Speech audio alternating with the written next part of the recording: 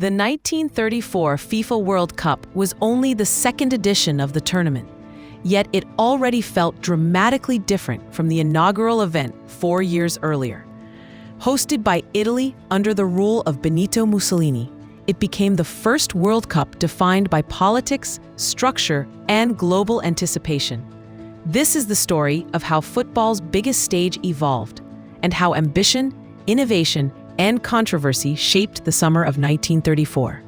The first World Cup in 1930, held in Uruguay, was a landmark moment in football history, but it was far from perfect. Many European teams refused to travel across the Atlantic due to the long journey, high costs, and the lack of organized support from FIFA. Matches were often chaotic, logistical issues were common, and refereeing standards varied wildly. FIFA took all of this on board. To avoid another uneven tournament, they made major changes.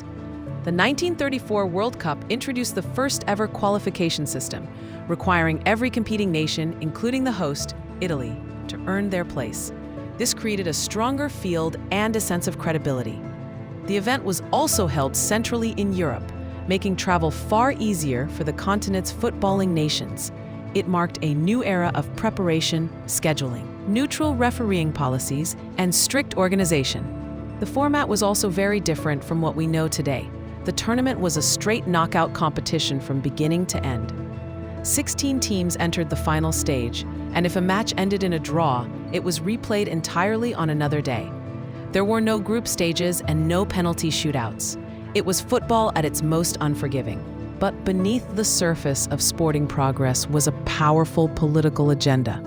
Italy in 1934 was controlled by the fascist regime of Mussolini, who saw the World Cup as a grand opportunity for propaganda. Stadiums were decorated with fascist symbols, government officials attended matches, and Mussolini reportedly made his presence felt in team selection and referee appointments. Many historians believe Italy's games received favorable officiating, especially in key matches. Politics extended beyond the host nation too. Uruguay, the reigning champions, refused to participate in protest because many European nations had boycotted the 1930 World Cup. Argentina sent a weakened team, angered that Italy had recruited several of their players through fast-tracked citizenship. The tournament was becoming a reflection not only of international sport, but international tensions. Despite all of this, the football itself produced stars and memorable performances. Italy was led by the brilliant manager Vittorio Pozzo, a tactical pioneer who demanded discipline and intensity. The Italian squad featured legendary names such as Giuseppe Meazza, the nation's charismatic star, Luis Monti, a fierce midfielder who had controversially played for Argentina in the 1930 final, the dazzling winger Raimundo Orsi, and striker Angelo Schiavio, whose goals would become vital. Czechoslovakia arrived with one of the strongest teams in the world. Their lightning-quick attacker Oldrich Nejedly would finish as the tournament's top scorer, while goalkeeper František Planica earned admiration for his courage and consistency. Spain brought the iconic goalkeeper Ricardo Zamora, widely considered one of the greatest keepers of all time. Germany also impressed with their young attacking side, featuring talents like Edmund Konnen. The first round delivered immediate drama. Italy smashed the United States 7-1, sending a message to the world. Germany beat Belgium 5-2 with a commanding display. Czechoslovakia narrowly beat Romania 2-1, while Spain surprised Brazil with a convincing 3-1 win. It was clear this World Cup featured stronger football and deeper competitiveness than the 1930 edition.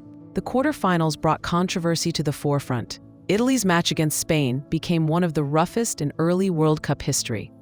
Fouls went unpunished, players were injured, and the game ended 1-1. The replay the following day saw Italy scrape a 1-0 win, but accusations of biased officiating hung heavily over the result.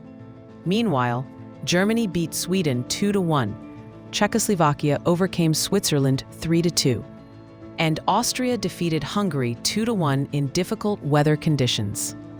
In the semi-finals, Italy faced Austria's famous Wunder team. Austria dominated much of the match, Yet Italy won 1-0 after more questionable refereeing decisions. Czechoslovakia, on the other hand, earned a convincing 3-1 victory over Germany. The final between Italy and Czechoslovakia took place at the Stadio Nazionale in Rome in front of a passionate home crowd. After a tense and cautious first half, Czechoslovakia scored in the 71st minute through Antonin Puch. With just 9 minutes remaining, Raimundo Orsi curled in a brilliant equalizer for Italy. The match went to extra time, where Angelo Schiavio struck the winning goal, securing Italy's first World Cup title. It was the dramatic victory Mussolini had hoped for.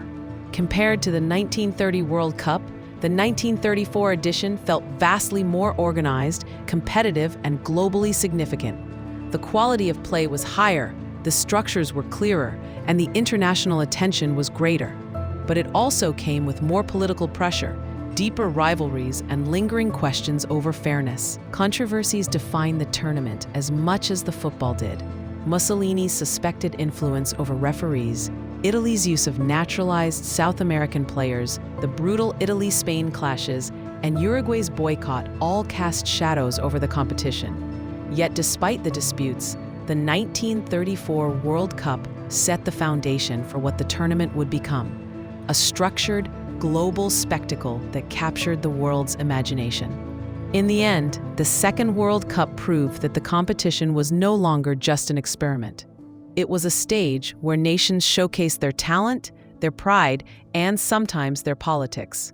It set the tone for decades to come and remains one of the most fascinating and controversial tournaments in football history.